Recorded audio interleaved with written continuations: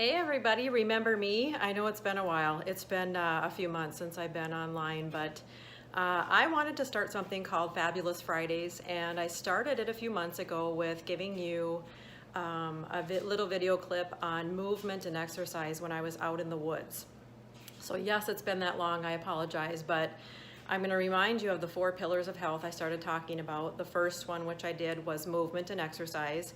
The next one I'm going to talk about briefly today, and there may be 2 or even 3 parts of this one because it's on nutrition, and there's a lot to cover.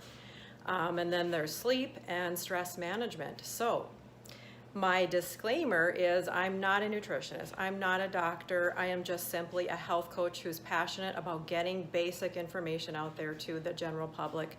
This is all going to be just basic information that everybody can follow and should be following as much as possible. It doesn't matter if you're male, female, teenager, older person. This is all just really good information for you to follow and try to live by to be your best self. So on that note, I encourage you to take some notes. I'm going to be going through some stuff pretty quick because I don't want to keep you on too long. So this again is just basic info. I want you to start thinking of your body like you would if you had a sports car. You're not going to put sand or regular unleaded gas in the gas tank if you want it to run its best. It's no different for our bodies. We should be filling it with the right fuel, enough water, and all the stuff that we need to run at our optimal selves and have balanced, healthy living. So, how much to eat? First of all, you should have this in mind. Breakfast like a queen, lunch like a king, and supper like a pauper. Breakfast stokes the furnace, so to speak, gets your metabolism running, and lunch the size for a king, because our bodies work with nature and the circadian rhythm of nature, where the sun is highest, between 11 and 2. Our bodies are the same. Our metabolism is its highest in those same hours. So have your biggest meal of the day be between 11 and 2. And then at supper, your digestion and your metabolism slows, so you want to eat less. And you want to stop eating at least 2 hours before bed, because otherwise you will have indigestion and heartburn, acid reflux like crazy. You will also not be able to burn off the calories you're eating that late. So now it's okay if you're not a breakfast eater, as I am not. If you're an intermittent faster, which is a topic for a whole nother day that maybe I'll cover, then that's okay. Just still eat your biggest meal, your first meal, between 11 and 2 when you first eat. Just don't drink sugary drinks like foo-foo coffees and pop and things like that on an empty stomach until you eat at noon. Try to keep your liquids to either plain black coffee, water, herbal teas. And speaking of coffee, the experts now say 1 to 3 cups of coffee, black coffee a day, is okay and actually good for you. You need to have it though before noon so as not to interrupt your sleep. There's just a ton of added calories and sugar in those added creamers and foo-foo coffees and pop, etc. And then speaking of water, this one, I cannot stress the importance enough of getting your water in. Our bodies are at least half water. They're made up of half water, so we need it to stay hydrated. It's wonderful for our skin, our muscles, our joints, etc. And sometimes, especially in the summer, headaches can signal dehydration. So it's important to listen to your body, especially in the summer, these warmer months when we sweat it out faster. Stay hydrated. And the formula is simple. It's basically 8 to 10 glasses a day, and that's for anybody, no matter what.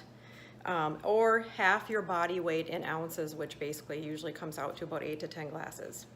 You can add sliced fruit or cucumbers if it's too bland, you don't like plain water. Get a spritzer machine if you like the fizz, like pop. And like everything else, if you keep at it, it will become a habit, I promise. Like I carry water with me everywhere now because I'm so used to drinking it all day long that I feel so parched when I don't have it, like right now. And one little fun tip that I've told clients to do is, like my bottle here, see I got all these little scrunchies or rubber bands you can put 8 of them around in the morning and pull one off every time you drink a whole thing before you fill it up again. So it's just an easy way to kind of keep a reminder of how much you've had, if you care. Otherwise, just drink. And then be careful with plastic water bottles in the summer. Especially do not leave them in a hot car because as they heat up, they can leach chemicals into your water. So stay away from plastic.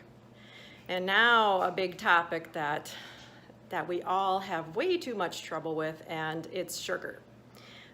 It's in practically everything these days because it actually, studies have shown, it is more addicting than cocaine. It lights up more pleasure receptors in your brain than cocaine does.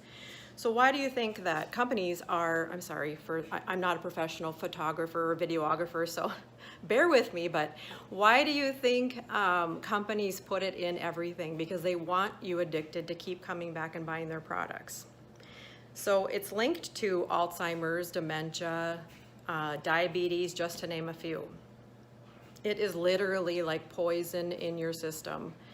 So as much as possible, limit, reduce, eliminate it if you can. I haven't never been able to completely eliminate it from my diet, but I really do try to watch it. And keep in mind, there are 4 grams per teaspoon. Most packaged products or pop is even higher. Most of them have at least 12 grams of sugar, and that's 3 teaspoons a serving if you think about it. And generally servings, like if you're talking a bar or cookie or something, I mean, that's a small portion. There's 3 teaspoons in that. Read labels. Look for added sugars. Companies are now required to have that on their labels. So this topic I could do on and on and on and on. You could talk for days and days and days about sugar and its effects and how to avoid it and all that kind of stuff. But for now, let's just leave it there. But I would like to show you some alternatives to white processed sugar. These will not raise your blood sugar levels. So these are great alternatives, like if for baking and just using a little natural sweetener. But one of my favorites is this organic coconut palm sugar. This is one brand of it.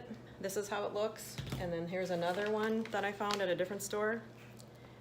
So it tastes just like it's a 1-to-1 replacement for brown sugar, white sugar, and it doesn't raise the glycemic index. It's good for diabetics. So that's a really good alternative. Or even like this sugar in the raw. Basically, white is bad. Whether it's white flour, white sugar, just keep that in mind. White rice, I mean, everything that's white is processed really bad. So keep that in mind. So those are some alternatives. I know it's getting long, but there's just so much to say, even just for some basic stuff. So a couple more things and then I'll be done, I promise. What I wanted to talk about next quick is the perfect combination for any snack or meal that will keep you satiated and full longer. You should always have fiber, healthy fat, and lean protein. So example of fiber would be, like here's some oats, rolled oats, oatmeal. Fruit and veggies have some fiber, flax seed, chia seeds. You can add those to just about anything, smoothies, whatever. Healthy fat. Avocados are my favorite. I put them on just about everything. I have some every day. Super healthy.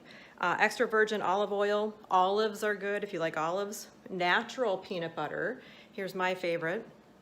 Or any nut butter. The key here is, again, read labels. It should only have the nut, whether it's peanuts or almonds or whatever. It should be just the nut and maybe some sea salt in the ingredients. That's it.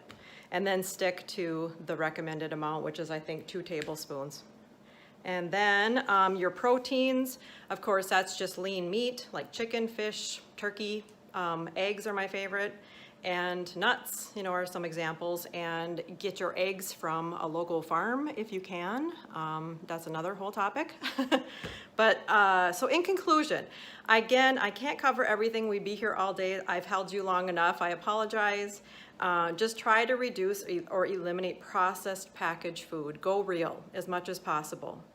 Count chemicals, not calories. Just read labels, read labels, read labels.